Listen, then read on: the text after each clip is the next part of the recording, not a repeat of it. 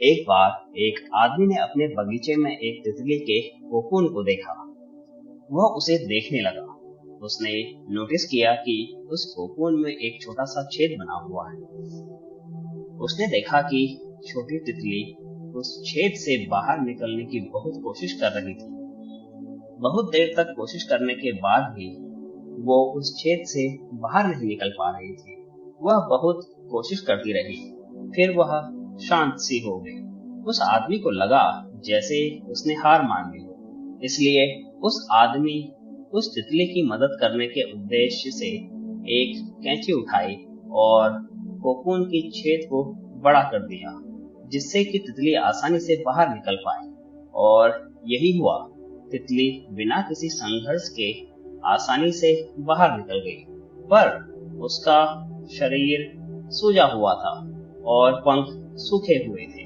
उस आदमी को लगा कि वो तितली अपने पंख फैलाकर उड़ने लगेगी, पर ऐसा कुछ भी नहीं हुआ, बल्कि कुछ समय बाद वह तितली मर गई। इसका उसे काफी दुख हुआ। उस आदमी ने अपने बुजुर्ग को यह सारी कहानी बताई, सारी बात बताई।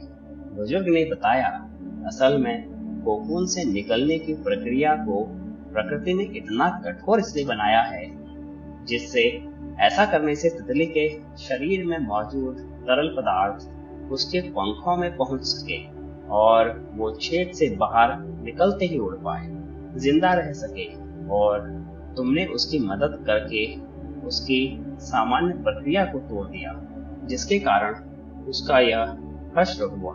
दोस्तों, असल में कभी कभी हमारे जीवन में संघर्ष ही हमें वो मजबूती प्रदान करता है जिससे हम आगे बढ़ सकें।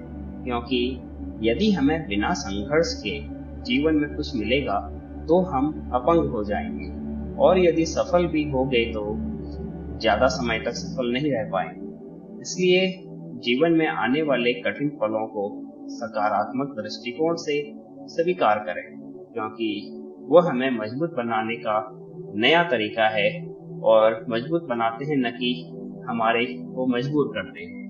धन्यवाद।